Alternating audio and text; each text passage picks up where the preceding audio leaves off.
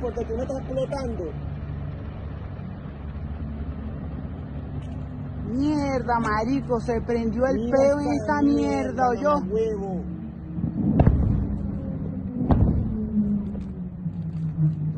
Explosiones, se escuchan helicópteros, son las 1:58 de la mañana. Están atacando el fuerte Fiuna.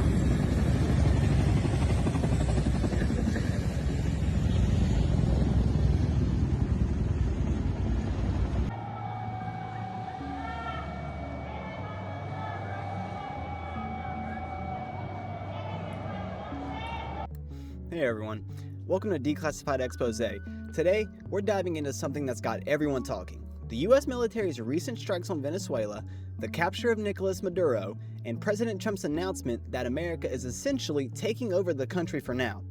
But let me be clear right up front. Maduro was a disaster for Venezuela. He was a corrupt dictator who wrecked the economy, starved his people, jailed opponents, and turned a once prosperous nation into a humanitarian nightmare. Venezuelans suffered under hyperinflation, food shortages, and repression. Millions fled the country because of him. Getting him out of power was absolutely a good thing for the people of Venezuela. They deserved better. And many celebrated his capture, and still currently are. No one is defending Maduro here.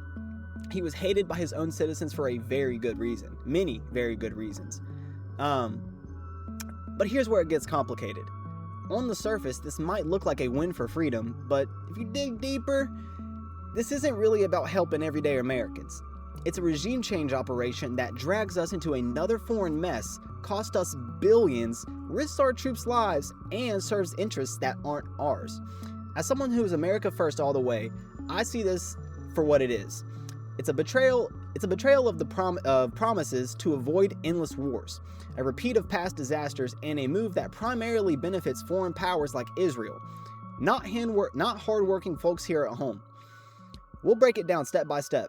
Trump's own words against this kind of thing, how it's just like other failed interventions, the hidden Israel angle, and why it's a raw deal for us Americans, despite the positives for Venezuelans.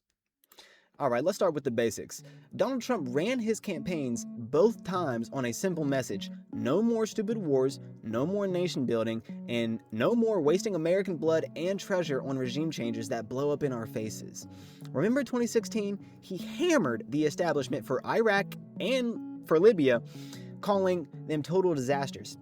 He said, quote, "We should have never been in Iraq. We destabilized the Middle East." And on regime change, he was crystal clear. He said, quote, "I don't like regime change. It's a disaster." But fast forward to his second term, just months in, and boom. U.S. forces launch airstrikes on Caracas.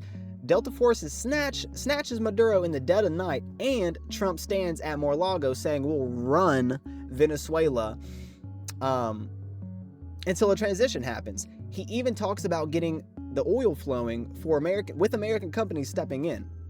But Maduro needed to go. He was a tyrant who aligned with drug lords and crushed dissent, but doing it this way sounds a lot like nation building, the exact same thing that Trump swore off.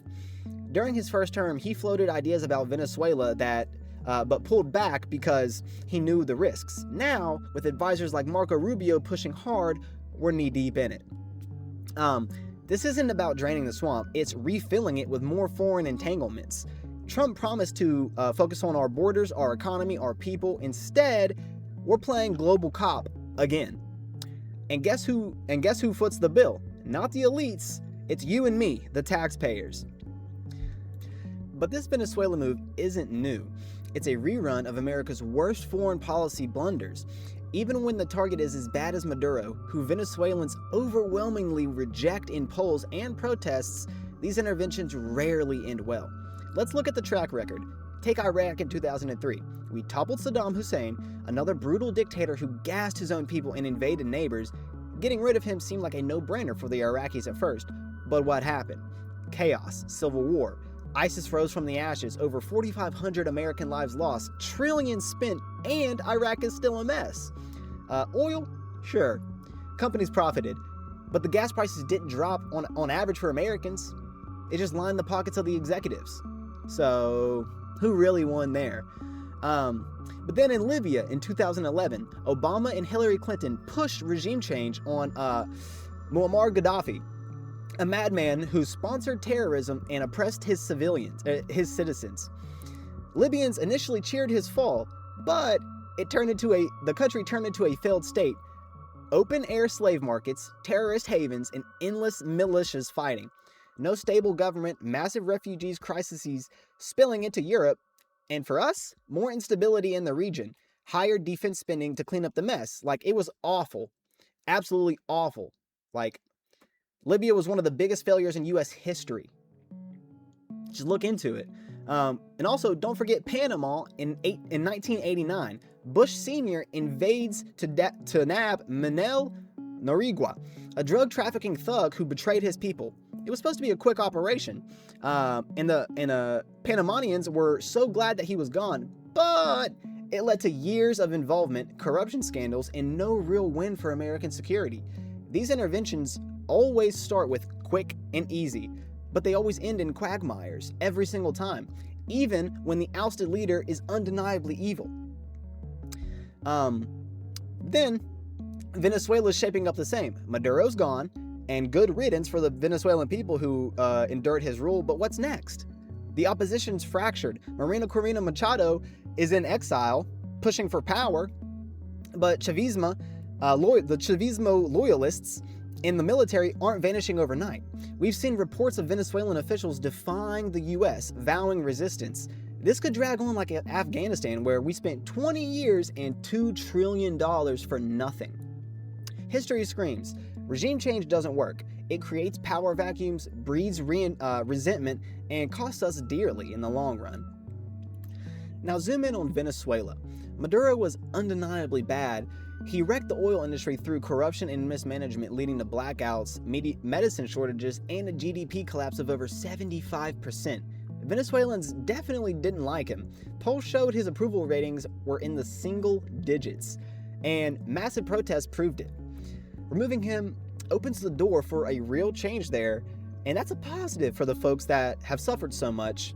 But invading and running the place, that's not fixing the problems. It's creating new ones for us. Trump says we'll oversee a transition and tap the oil reserves, but who's we? U.S. troops on the ground? Advisors rebuilding the infrastructure? That's occupation, folks. The ramifications are brutal. First, the human cost. Already, strikes have killed civilians. The estimates from independent reports put it at over 100, but in related boat operations alone. If resistance flares, we're looking at guerrilla warfare, IEDs, American casualties. Second, the economic hit. Rebuilding Venezuela's oil sector, billions from our pockets. Hedge funds are already eyeing investments. Exxon, Chevron. But that's corporate gain, not yours. It's not yours or mine. It's for the billionaires who are already billionaires. Oil prices might dip in the short term because of this, but disruptions could spike them first, hitting your wallet at the pump. Then migration. Venezuela's crisis under Maduro already sent millions fleeing. Chaos post-removal, expect a flood onto our southern border. Overwhelming resources Trump promised to secure. And global blowback? Allies like Brazil and Colombia are wary. China has invested heavily there and won't sit idle. Russia could retaliate in Ukraine or over cyberspace. This distracts us from the real threats, China's rise and our debt crisis. The worst part, it empowers the terrorists. Regime changes breed anti-American hatred. Remember how Iraq fueled Al-Qaeda? Venezuela could spawn a new narco-terror group targeting us. All this for what? Not safer streets in Ohio or jobs in Texas. It's a drain on America, even if Venezuelans get a fresh start. But here's the kicker. The real reason this is happening and why it's not for us, dig deeper a little bit, and it ties straight to Israel. Maduro's regime was an anti-Israeli one from day one. They broke diplomatic ties in 2009 over Gaza operations, supported Palestine, and hosted Iranian proxies. Venezuela under Maduro was Iran's foothold in Latin America, shipping oil, laundering money, and even allegedly aiding Hezbollah networks. He was bad for his people and a thorn in Israel's side. He was just a bad guy all around. But enter the opposition, Maria Corina Machado, the Nobel winner in exile, who's poised to take the power with U.S. backing. She's openly pro-Israel, pledged to move Venezuela's embassy to Jerusalem, make it Israel's closest ally in Latin America. She's thanked Netanyahu personally, stood with Israel post-October 7th. Israel itself cheered Maduro's capture, with foreign ministers calling it the removal of a dictator, which it was, and hoping for resumed ties. But why does all this matter? Regime change disrupts Iran's axis. It cuts off their oil trades, terror funding through Venezuela. Think tanks like the Foundation for Defense of Democracies, pro-Israeli outfits have pushed for this for years, saying a new regime change would sever Iranian ties. Trump's team, Rubio, and others echo that. Even Venezuelan officials claim that Israel had a hand in the op. But this benefits Israel hugely. It weakens their enemies, it gains a Latin ally, it secures regional influence, and it's just super good for them in general. But for Americans, we're the muscle, we're the money, and we're the risk takers.